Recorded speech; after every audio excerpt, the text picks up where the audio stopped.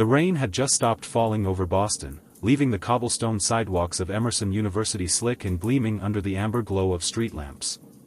It was late, close to midnight, when the janitor, Sam Ortiz, finished his rounds in the east wing of the Humanities building. He had cleaned these halls for nearly 20 years, but tonight something felt off. A faint light flickered under the door of Professor Richard Hale's office. Hale, a senior professor of history, was known for his strict routine. At this hour, his office should have been locked and dark. Sam hesitated, balancing his mop against the wall, then knocked softly. "Professor Hale?" No answer. He tried the handle. Locked. But the light still leaked through the bottom of the door, pale and steady, like a desk lamp. Sam leaned closer, listening. Nothing, no shuffling papers, no cough, no sound of someone lost in thought. Just silence. A chill ran down his back. With a sigh, Sam pulled the master key from his belt, slid it into the lock, and opened the door. The smell hit him first, metallic, thick, unmistakable. Blood. Professor Richard Hale sat slumped over his oak desk, his glasses crooked, his face half buried in an open book. A dark pool spread across the polished wood, dripping slowly to the carpet below. The lamp illuminated his pale skin, making the scene grotesquely theatrical. Papers were scattered around him, notes, old manuscripts, and a small leather notebook that had fallen to the floor. Sam staggered back, hand trembling as he fumbled for his phone. His voice cracked when he finally managed to speak to 911. "This is Emerson University. It's Professor Hale. He's dead."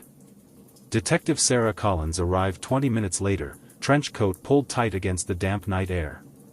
Her partner, Detective Michael Grant, followed close behind, already scribbling in his small notepad. The campus security guard met them outside and escorted them through the silent corridors to Hale's office. The hallway buzzed with hushed voices, a few students still loitered, wide-eyed, whispering rumors. Sarah ignored them, pushing through until she stood at the threshold. The sight made her stop. She had seen worse in her 10 years with the Boston PD, but something about Hale's body struck her.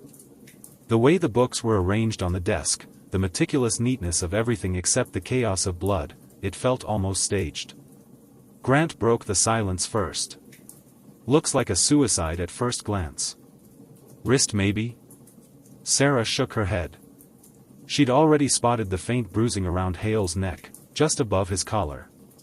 Not deep enough for a rope, too irregular for a clean handprint. "Something else." "Don't jump to conclusions," she muttered. "Call it in. We'll need forensics here ASAP." As the CSU team began their work, Sarah walked the perimeter of the office. The shelves were lined with history volumes, wars, revolutions, obscure treatises on medieval politics. She noticed a locked glass cabinet in the corner, filled with old journals. A small brass key sat conspicuously on top of the cabinet, as if someone had placed it there deliberately. "Grant," she called. "Does this look arranged to you?" He joined her, scratching his beard. "Could be. Or Hale was just a neat freak." "I heard he was." Sarah glanced back at the body. "Neat freaks don't bleed all over their manuscripts."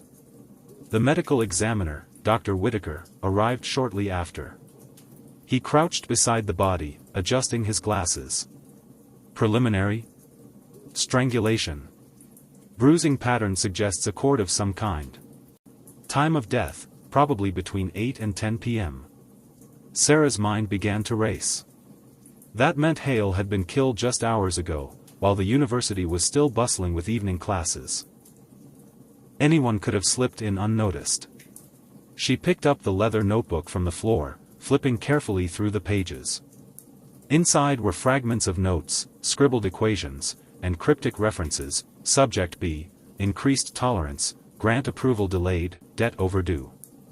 Her eyebrows rose. This wasn't the tidy lecture notes of a history professor. These looked more like research logs. "Strange hobby," Grant muttered, peering over her shoulder. Sarah closed the book. "This isn't a hobby. This is evidence. The office was cordoned off, yellow tape across the door. Outside in the hallway, Sarah found the janitor still trembling on a bench, hands clasped tight. She crouched down to meet his eyes.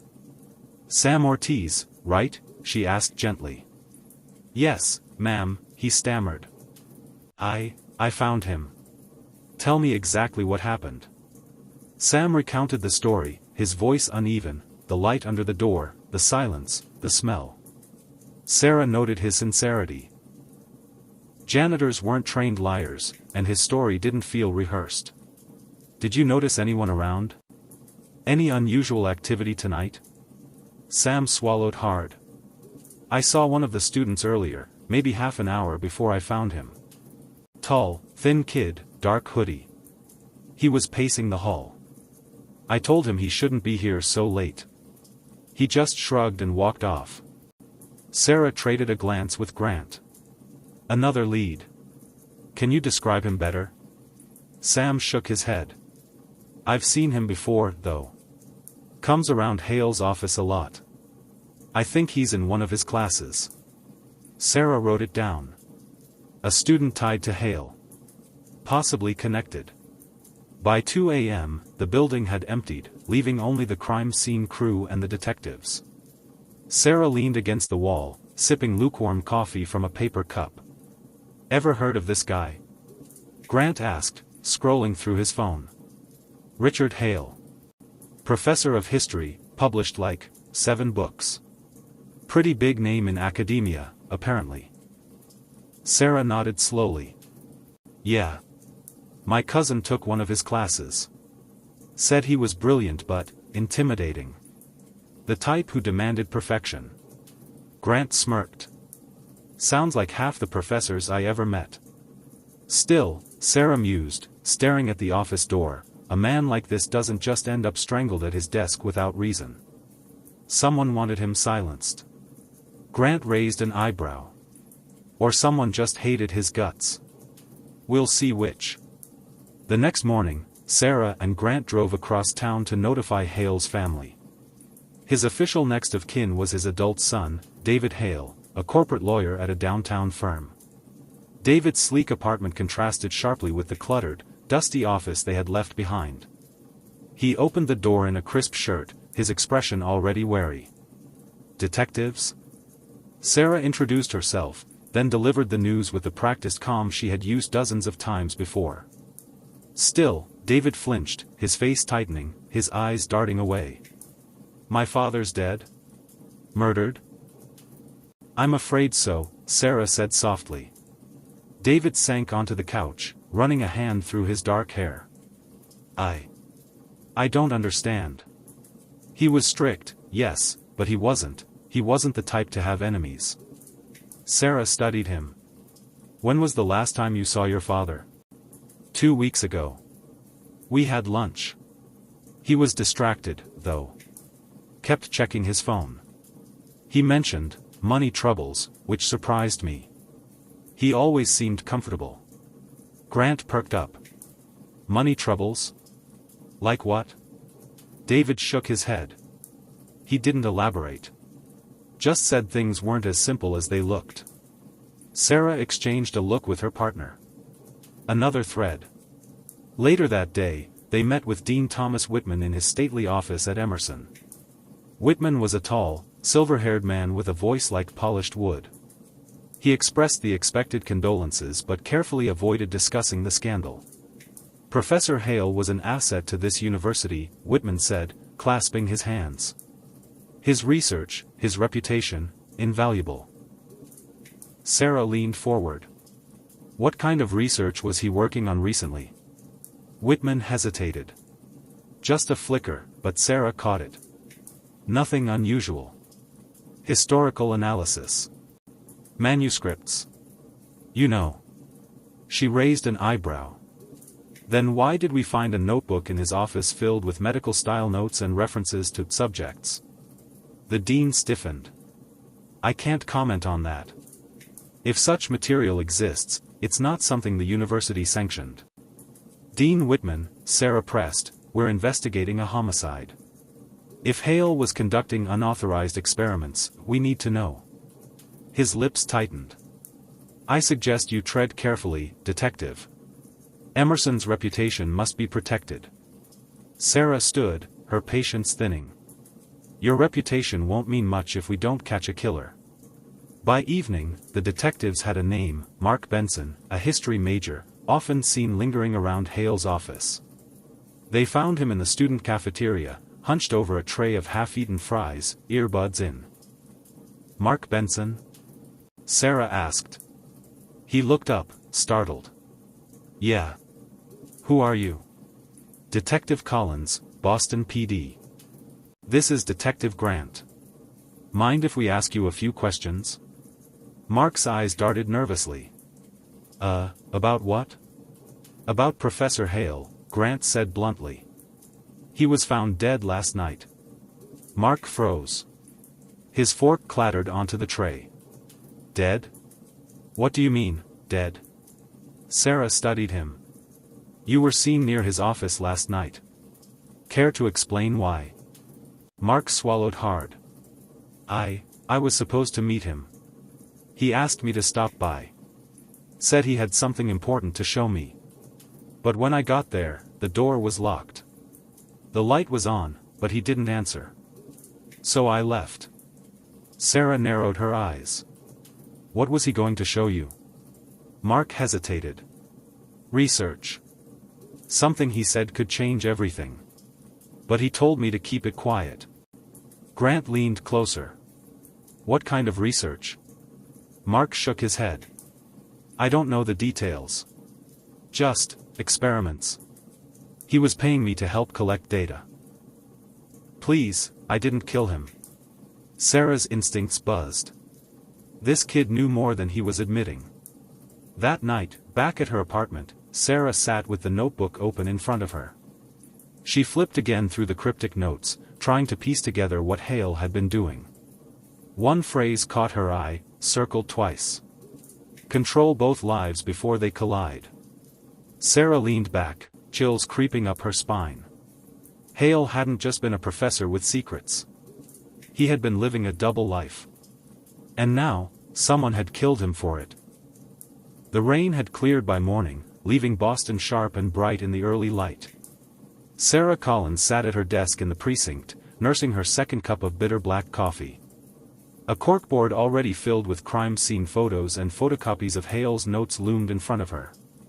Grant walked in with a folder tucked under his arm. He dropped it onto the desk. Financials. You're not gonna like this. Sarah flipped it open.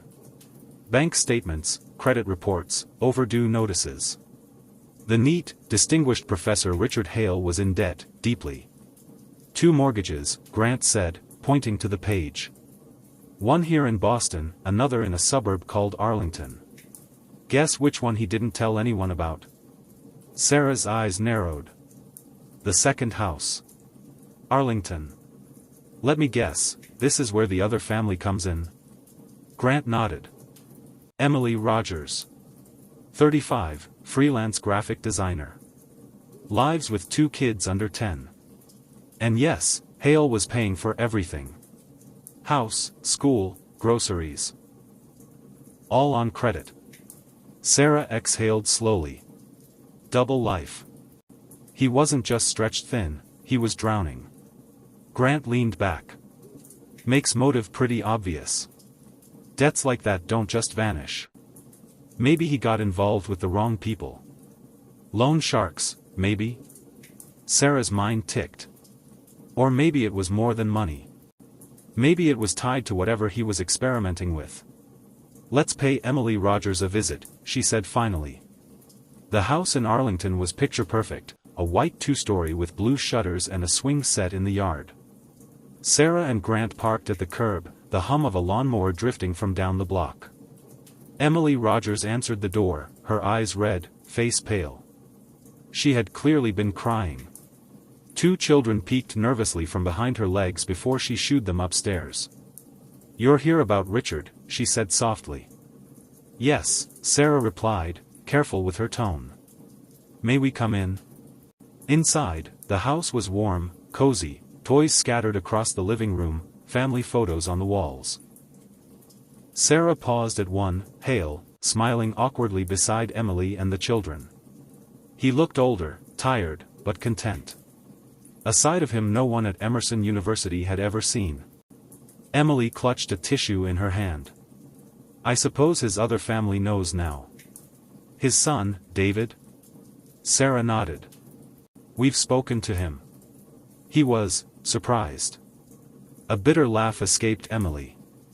Surprised? He always thought his father was some paragon of virtue. He had no idea Richard had us. Sarah studied her. How long? 8 years, Emily whispered. 8 years of promises. He told me he was working on something groundbreaking, that soon the money would come, that he'd leave the university and we'd be together openly. But he kept delaying. Always another book, another project. Grant interjected.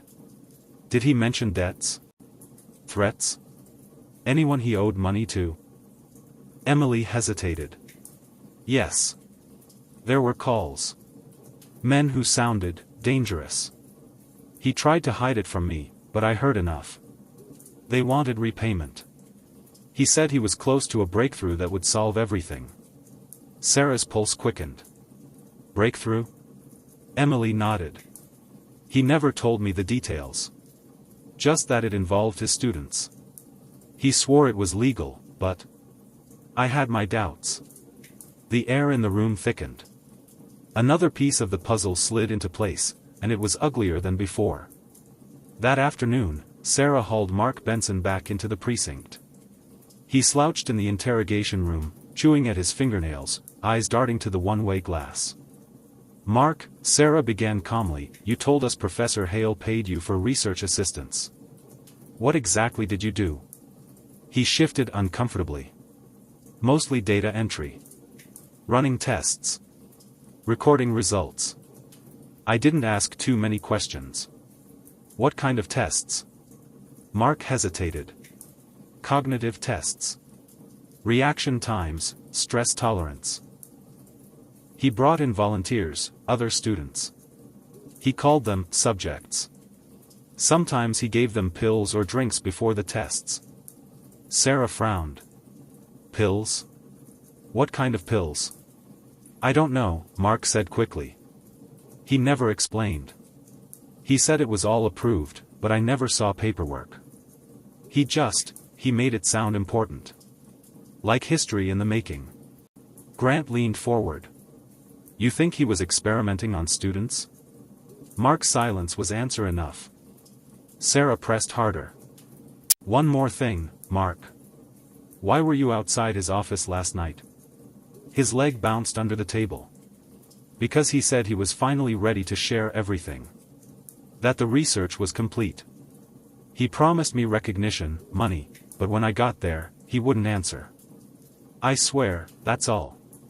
Sarah studied him carefully. He looked terrified, but whether from guilt or truth, she couldn't yet decide. By evening, Sarah sat in her car outside the precinct, the case board flashing in her mind. 2 families. Crushing debt. Secret experiments on students. A professor strangled in his own office. Her phone buzzed. A text from an unknown number. You're looking in the wrong place. Hale wasn't the first. He won't be the last. Sarah's breath caught. Whoever had sent this wasn't just watching, they were warning. And the case had just gotten a lot darker. The precinct buzzed with routine chaos the next morning, but Sarah couldn't shake the anonymous text. She had traced the number, disposable burner phone, unregistered. Whoever sent it knew how to stay in the shadows. Grant walked in balancing a box of files. Got something.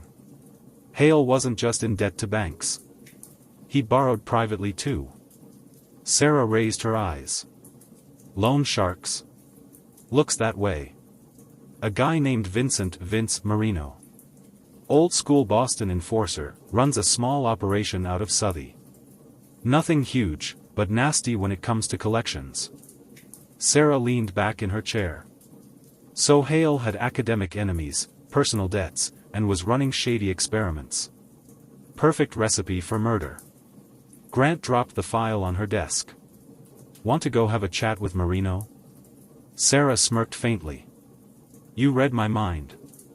The bar smelled of stale beer and fried food, dimly lit despite the daylight outside. Vince Marino sat at a corner booth, thick forearms inked with faded tattoos, gold chain glinting over his shirt. He eyed the detectives coolly. Boston PD? To what do I owe the pleasure? Sarah slid into the booth across from him. We're investigating the murder of Richard Hale. You remember him, don't you? Marino chuckled. The professor. Yeah, I knew him. Smart guy, terrible with money. Owed me a small fortune. How small? Grant asked. 80 grand. Marino sipped his drink. And that's just the principal. With interest?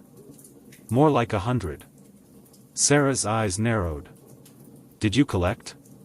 Marino leaned forward, grin fading. Detective, I don't strangle my clients in college offices. Dead men don't pay debts.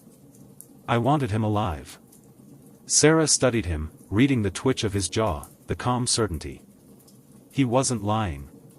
But he wasn't innocent either. Still, Marino added, Hale was desperate. Talking about some big research payday. Said he was close to selling something that would wipe his slate clean. But I figured it was just another excuse. Selling what? Sarah asked. Marino shrugged. Didn't say. But he was nervous. Like he was playing with fire. Back at Emerson, Sarah and Grant secured a warrant to search Hale's private lab space. The dean had resisted at first, citing academic freedom, but eventually relented under threat of obstruction. The lab was tucked away in the basement of the humanities building, behind an unmarked door. Inside, the room was sterile but cluttered with notebooks, test tubes, and small containers of pills labeled only with numbers. Sarah pulled on gloves and flipped through a binder.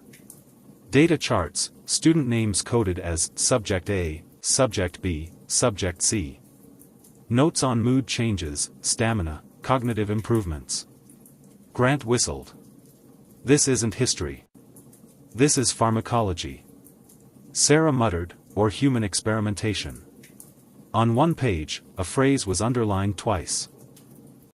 Induced dual-state behavior, compartmentalized memory. Sarah's stomach nodded. Whatever Hale had been testing, it wasn't harmless. He was trying to manipulate the mind itself.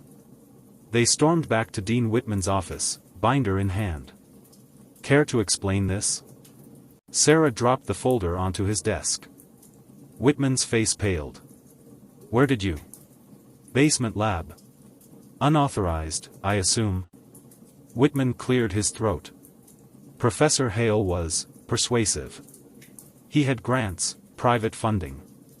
Private? Sarah cut in. From who? I don't know the full list, Whitman said quickly. He was secretive. But he promised results. Enhancements to learning, breakthroughs in cognition. If true, it would have put Emerson at the forefront of research. Grant folded his arms. So you looked the other way while he used students as guinea pigs? Whitman's voice dropped. If word gets out, the university's reputation will be destroyed. Sarah's glare was sharp. A man is dead. Protecting reputations isn't my job. Catching his killer is. That evening, Sarah called Mark Benson again, but his phone went straight to voicemail. She sent officers to check his dorm. His roommate reported he hadn't come back since the interrogation. On Mark's desk, police found a single sheet of paper, hastily scrawled. They know. I have to disappear. Sarah's chest tightened. Either Mark was running from guilt, or someone had silenced him before he could talk. The circle around Hale's murder was tightening. And Sarah felt the shadows closing in. Mark Benson's dorm room felt colder than it should have. The bed was neatly made, a backpack gone. On the desk, Sarah found an abandoned textbook, pages marked with frantic underlining. Grant flipped through it. Neuroscience. Advanced level. This isn't intro stuff. Hale was feeding him material way above his pay grade. Sarah crouched near the desk. The note still echoed in her mind, "They know. I have to disappear." "Do you think he ran?" Grant asked, "or someone made him vanish?" Sarah stood slowly. If Mark was telling the truth, he knew about Hale's experiments. Enough to make him a liability. Later that afternoon, Sarah tracked down a name buried in Hale's coded notes, Subject C, Anna Pierce. Cross-referenced with enrollment records, Anna had dropped out of Emerson 2 years prior. They found her working at a bookstore cafe near Cambridge, a pale young woman with nervous eyes and a slight tremor in her hands. When Sarah flashed her badge, Anna froze. "This is about Hale, isn't it?" Sarah nodded. "You participated in his studies?" Anna laughed bitterly. "That's a polite word for it. I thought it was just a research trial. Memory exercises, pills, late-night sessions. But after a while, things changed." "Changed how?" Sarah pressed. Anna's voice dropped. "Sometimes I'd lose hours. I'd wake up in places I didn't remember going. Friends said I acted different, colder, sharper. Like I was someone else." Grant frowned. "And Hale knew this?" Anna's eyes hardened. "He wanted it. He was splitting us apart. Making 2 versions of us." Sarah's stomach tightened. Dual-state behavior. It wasn't just theory, Hale had tested it on real students. "Why did you drop out?" Sarah asked softly. Anna's hands shook. "Because one night I woke up holding a knife. Covered in blood. It wasn't mine. I never found out whose." Back at the precinct, Sarah pinned Anna's photo on the board. Grant muttered, "So Hale's not just in bed with debt collectors. He was creating split personalities. Human lab rats." Sarah's phone buzzed. Forensics had finished analyzing the rope used to strangle Hale. Traces of fibers matched. Sarah froze, a sweatshirt belonging to Mark Benson. Grant swore. "So either Mark's our killer, or someone's setting him up." Sarah's gut said the latter. Too neat, too convenient. And now Mark had disappeared. That evening, Sarah left the precinct later than usual, the weight of the case pressing on her. She parked in her driveway, headlights washing over the quiet suburban street. But as she stepped out of the car, a flicker of movement caught her eye, a shadow slipping between trees. Her hand went instinctively to her holster. Boston PD. "Show yourself." Silence. Then, from the porch, she saw it, a small white envelope taped to her front door. Heart hammering, Sarah tore it open. Inside was a single Polaroid photograph. It showed Mark Benson, tied to a chair, eyes wide with terror. On the back, scrawled in black marker. "Stay out of this, detective. Or the boy dies." The morning fog lay heavy over Boston, but Sarah Collins and Michael Grant were already at Emerson University. They had interviewed Anna Pierce late last night, her story still echoing in their minds, dual-state experiments, missing hours, and the psychological manipulation of students. Grant checked his phone. Nothing from Mark's phone. He's either smart enough to cut it off, or someone's holding him, Sarah finished. Her eyes scanned the campus. Hale's office loomed like a silent sentinel over the quad, the windows dark and lifeless. Inside the university library, Sarah examined Hale's financial documents again. A pattern emerged: large wire transfers, obscure shell companies, and payments to unknown accounts overseas. Most suspicious were recurring transactions to a name she recognized from her field interviews, Emily Rogers. Grant whistled softly. So the double life wasn't just personal, it was financial too. Someone was funding this other family. And maybe these debts pushed him into dangerous territory. Sarah nodded. Or someone else controlled the money. Someone powerful. And if they were willing to kill Hale, her words trailed off. Dean Whitman's resistance to full disclosure had been subtle but deliberate. Sarah and Grant considered the possibility that someone inside the university might have had motive. They started interviewing staff in the humanities department. A pattern emerged: hushed whispers about Hale's experiments, rumors about missing student volunteers, and a quiet, pervasive fear. Professor Elaine Cartwright, Hale's colleague in the history department, seemed especially nervous. She fidgeted with her glasses when Sarah questioned her. "Did Hale ever mention funding difficulties?" Sarah asked. Elaine hesitated. He said the grants were slow, and private sponsors were impatient. But he seemed confident he could manage. Confident enough to risk student safety? Grant pressed. Elaine's eyes darted to the door. "Detective, I don't know what you're implying." He was brilliant. Flawed, yes, but brilliant. "I can't imagine." Sarah noted the tension. People who hide secrets rarely admit them outright. Elaine's response might be more telling than her words. Back at the precinct, Sarah spread Hale's documents across a conference table. Wire transfers, lab reports, emails, a chaotic but telling pattern. One email stood out. "Richard, the subjects are unstable. Proceed carefully.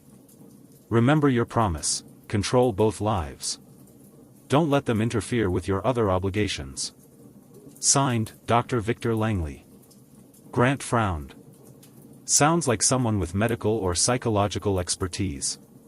Could be the one running the experiments, maybe overseeing the students when Hale wasn't around. Sarah traced the name. Langley was a former postdoc at the university, supposedly working overseas but with recent unrecorded trips to Boston. "We need him," Sarah said firmly. "He might know where Mark is." That evening, Sarah returned home, uneasy. The shadow of Hale's murder, the missing Mark, and the dual lives weighed heavily on her. The doorbell rang. Her heart raced. She approached carefully, weapon ready, and looked through the peephole. No one. Just a package at the doorstep. Inside was a folder, photographs of Hale, Emily Rogers, David Hale, and a small group of students, including Mark and Anna, all in the lab. On top, a note. "You're too close. Step back or the boy pays the price." Sarah's hands trembled. Grant arrived moments later, having been called to her apartment by security. "You okay?" he asked, concern etched on his face. She nodded tightly. "Yeah. Just, someone doesn't want us following the money." Grant looked over the photos. "This confirms the experiments. And someone is watching everything we do. Whoever has Mark is serious. No half measures." Sarah's mind raced.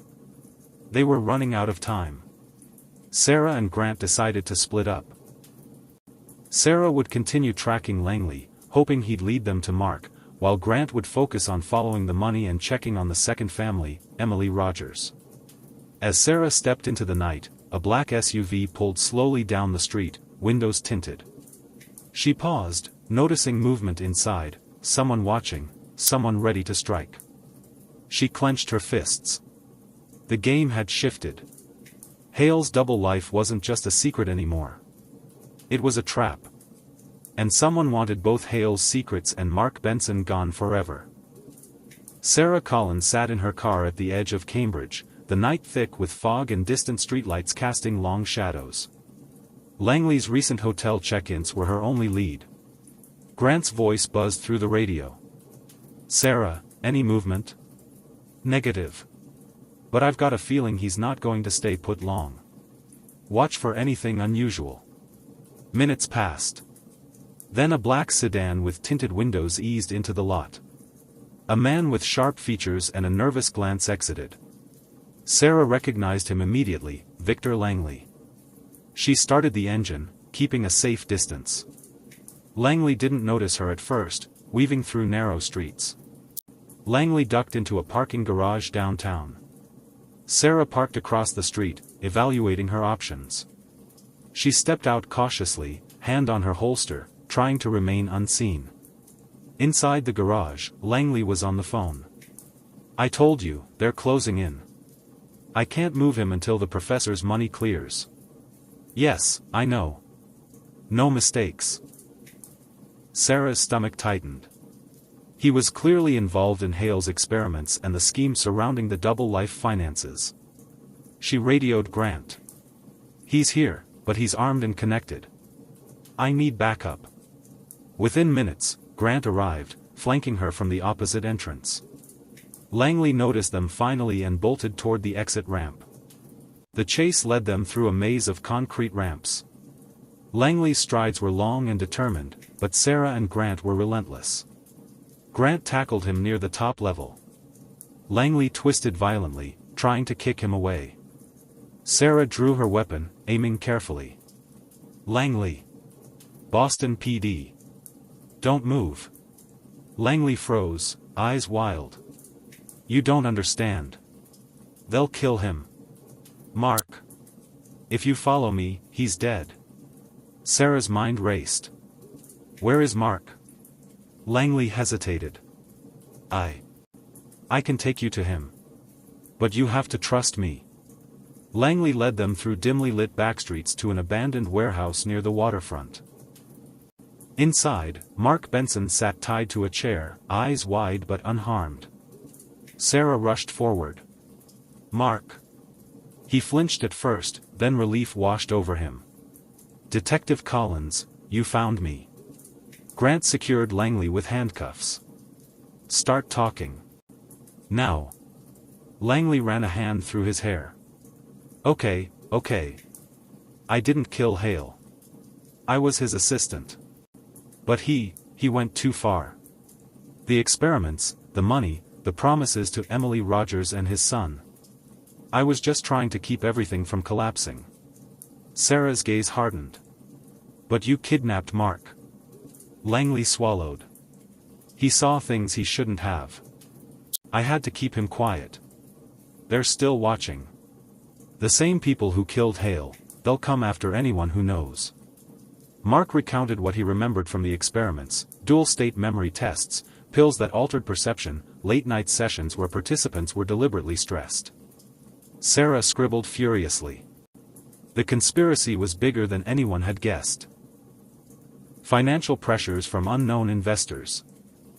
Experiments with students crossing legal and ethical boundaries. A network of assistants and enforcers protecting Hale's secrets. Langley whispered, almost in defeat, Hale's death wasn't just about debts. It was about control. He had to disappear, before the university or his other family could ruin everything. Sarah stared at him. Control? Whose life was he controlling? Langley's eyes darted nervously. Everyone involved, students, Emily, David, even you, detective. You're stepping into his world now. As the three emerged from the warehouse, headlights suddenly illuminated the lot. Several black SUVs screeched to a halt, figures jumping out, armed. Sarah instinctively pushed Mark behind her, gun drawn. Grant raised his weapon too. A voice called out from the shadows, "Step aside, detectives. This doesn't concern you anymore." Sarah's jaw tightened. Hale's double life had just escalated into a full-blown war. The next move would determine who survived the night. The night air was tense. Black SUVs blocked the warehouse exit. Armed figures emerged, their silhouettes menacing under the harsh floodlights. "Drop your weapons," one barked. Sarah pressed Mark behind her, gun steady. "Boston PD. Step back." Grant whispered, "They're professionals. Don't underestimate them." Langley, hands raised, muttered, "They won't hesitate. Hale's money, his research, it's all they care about." One figure lunged, gun drawn. Sarah fired a warning shot. The chaos erupted. Bullets ricocheted off metal beams. Smoke and dust filled the air.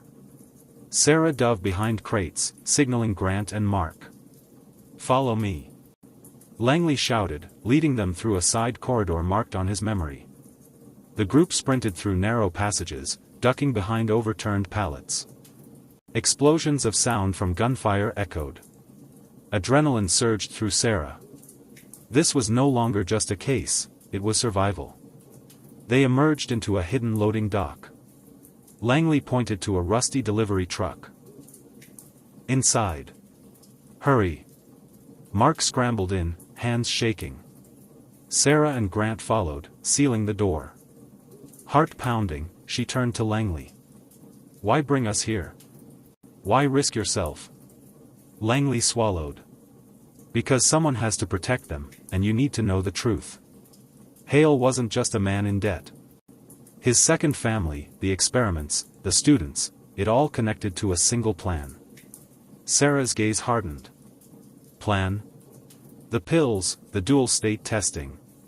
Hale wanted control. Over his research, his money, even his legacy. Those who tried to stop him, disappeared. And now, anyone who knows is a target. Back at the precinct, Grant and Sarah spread out the pieces of the puzzle. Emily Rogers and her children, hidden in Arlington, financed secretly by Hale's unknown sources. The student experiments, which produced alarming psychological side effects. Financial manipulations connecting shell companies, Langley, and unknown enforcers. Sarah traced recent payments. Some were routed through Langley's accounts before disappearing offshore. He had people everywhere, Grant muttered. And he planned this meticulously. The murder, the debts, everything linked. Sarah clenched her jaw. And Hale trusted the wrong people. Now we're cleaning up the mess. The following morning, Sarah received an anonymous tip, a flash drive left on her desk at the precinct, labeled Hale University Files. Inside were encrypted documents, emails between Dean Whitman, Dr. Langley, and an unknown party identified only as the benefactor. A single line jumped off the screen. Ensure all subjects are contained. Professor Hale's demise accelerates the schedule. No witnesses left to interfere. Sarah felt her stomach drop. The conspiracy went deeper than debts or secret experiments. Someone at the university, someone with power, had orchestrated Hale's death and was willing to eliminate anyone who knew the truth. Grant peered over her shoulder. We're in over our heads. Sarah nodded, determination burning in her eyes. Then we have no choice. We finish this. Before they come for Mark, and us. The precinct was buzzing, phones ringing and officers moving quickly. Sarah Collins and Grant had spent the morning decrypting the files from the flash drive. The network Hale had built was massive. Emails, wire transfers, private messages, all pointed to a shadowy figure known only as the benefactor. Hale's debts, the experiments, even the threats to Mark and Anna, all traced back to this unknown orchestrator. Grant rubbed his temples. It's like he had eyes everywhere. Students, staff, even his second family. Sarah tapped on the screen. Exactly. Emily Rogers, she's more than just a passive spouse. Some of the financials from Hale's accounts went through her name. Either willingly or under duress. Sarah and Grant drove to Arlington to speak with Emily. The neighborhood was quiet, children playing, birds chirping, an almost peaceful contrast to the chaos that had overtaken Hale's life. Emily opened the door, visibly anxious. I didn't know if you'd come back, she whispered. Sarah stepped inside gently. Emily, we need the truth. Hale was in deep trouble. The experiments, the debts, the threats. Were you aware of any of it? Emily's hands trembled. He promised it would all work out. He wanted a future for us. But he changed.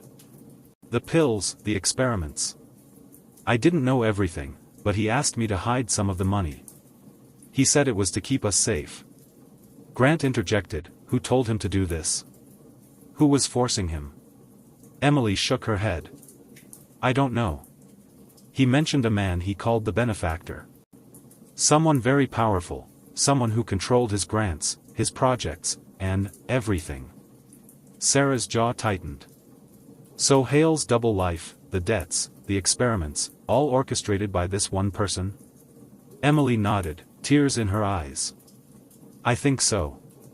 And now they're coming for us too. Back at the precinct, the encrypted emails revealed something chilling. Plans for new subjects, notes on dual-state experiments, and references to both Mark and Anna as liabilities. Sarah's phone buzzed. A message from an unknown number. Stop digging. Or the children suffer next. The benefactor watches everything. Her hands shook slightly. Grant looked over her shoulder. They're serious. This is no longer just a murder investigation.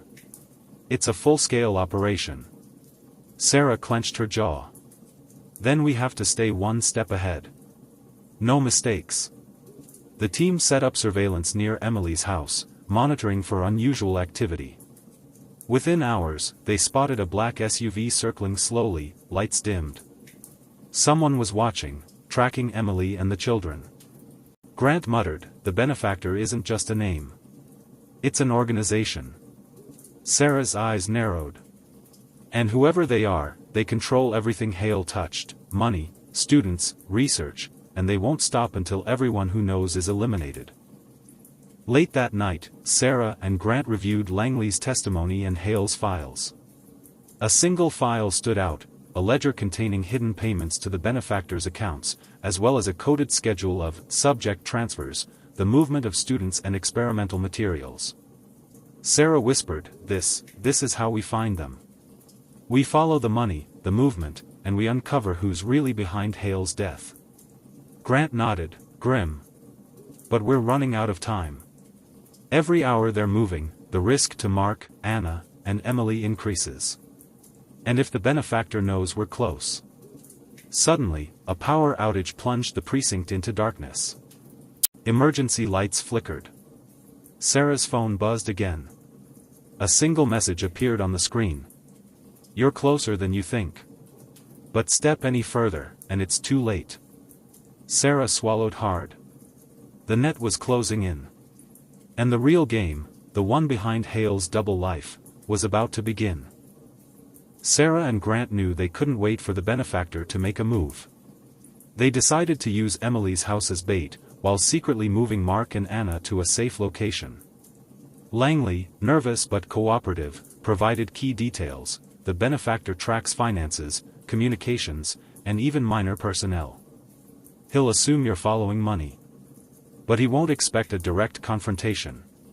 Sarah plotted a decoy: transfer fake funds, create false communications, and lure the organization into a controlled location, an abandoned warehouse near the waterfront, the same district where Hale had been conducting private experiments. At midnight, the warehouse lights flickered as black SUVs arrived. Armed men poured out, checking every corner. But Sarah and Grant had the advantage: hidden positions, rifles ready, and Langley feeding real-time information. One figure stepped forward, tall, imposing, face hidden under a hood. Sarah's heart raced. This was the benefactor. Step forward, she called, her voice steady. It's over. Leave them alone. The figure chuckled softly. Detective Collins, clever. But cleverness won't save them. With the signal from Grant, security cameras projected the benefactor's face across multiple screens. Gasps filled the air. It was none other than Dean Whitman, orchestrating Hale's debts, experiments, and the cover-up. Sarah's eyes narrowed. Dean Whitman? All this, under your control? Whitman's calm smile sent chills down their spines. Hale had potential. Too dangerous if uncontrolled. The experiments, the students, the second family, the money, all needed management. I ensured the university's interests were protected. Grant's voice was cold. So you killed him? Whitman shook his head. Hale's demise was necessary. And anyone who got too close had to be neutralized. Including your little witnesses. Gunfire erupted as the benefactor's men realized the setup. Sarah and Grant moved swiftly, using shadows and cover to reach the captives, Mark, Anna, and Emily's children. Sarah grabbed Mark, cutting his restraints. You're safe now. Anna and the children followed Grant's lead, sprinting toward the exit under cover fire. The tension was palpable. One of Whitman's men lunged at Sarah, but Langley tackled him from behind, saving her just in time. Whitman, cornered, realized the trap had closed. He raised his hands, smirk fading. "You may have won tonight, detective, but you'll never understand the pressures the responsibility." Sarah stepped forward. "You killed to protect secrets, Dean. That's not responsibility. That's murder." Police backup arrived, surrounding the warehouse.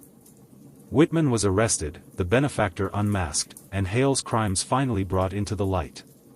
With Whitman in custody, Hale's second family was safe, Mark and Anna were free to testify, and the experiments were exposed to the authorities.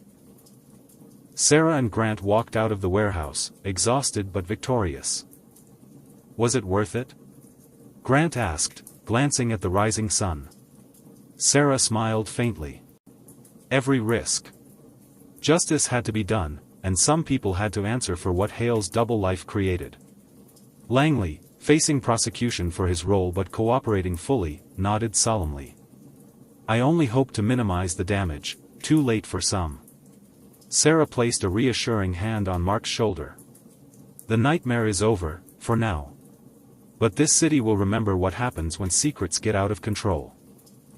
Dean Whitman's trial began 3 months later. The courtroom buzzed with reporters, students, and university staff. Hale's dual life, the experiments, and the benefactor's crimes were laid bare.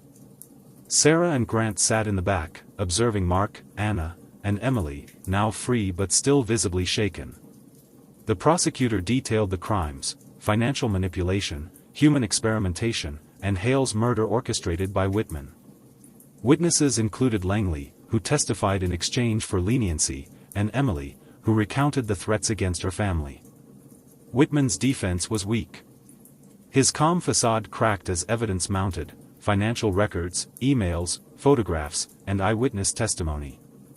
The judge's gavel struck. "The court finds the defendant guilty on all counts." Gasps and murmurs filled the room. Whitman was led away in handcuffs, the ultimate symbol of the collapse of Hale's shadowy empire. Outside the courthouse, Sarah watched Mark and Anna speak with reporters. "Are you okay?" she asked Mark. He nodded, a small smile on his face. "Thanks to you, Detective Collins. You saved my life, and maybe others too." Anna hugged him tightly. "I thought I'd never feel safe again. But now, maybe we can move on." Emily approached, holding her children's hands. "I can't thank you enough. You didn't just save us, you exposed the truth." Sarah gave a modest smile. "We just did our job. But it's your courage that brought everything to light." Weeks passed. The university began an internal overhaul: new leadership, ethics committees, and stricter oversight of research programs. Students who had been involved in Hale's experiments received counseling and support. Sarah and Grant returned to their precinct duties, but the memory of the case lingered. The line between justice and personal risk had never felt thinner. Langley served as a cooperating witness, assisting authorities in dismantling remaining networks connected to the benefactor. While he faced legal consequences, his cooperation ensured that no further innocent lives were endangered. Sarah sat in her apartment, reviewing the case files one last time. The city had been saved from a hidden, powerful network, but the scars left by Hale and Whitman remained. Grant joined her. "Do you ever think about what could have happened if we hadn't acted?" Sarah nodded quietly. "Every day. But we did act. And that matters. We gave people a chance to heal, to start over." Mark and Anna had begun volunteering to speak about the dangers of unethical research, ensuring no one else would fall victim. Emily returned to her family, working to rebuild a sense of normalcy for her children. The sun rose over Boston, warm light spilling across the city. Sarah and Grant walked along the waterfront, reflecting on the journey. Sarah smiled faintly. "Some secrets are deadly, but the truth always has a way of coming out." Grant laughed softly. "Let's hope the next case is a little less life-threatening." Sarah chuckled. One can only hope. As they watched the sunrise, the city stirred awake, a reminder that even in the darkest shadows, light could prevail. Hale's double life had left chaos behind, but justice, courage, and resilience had won the day.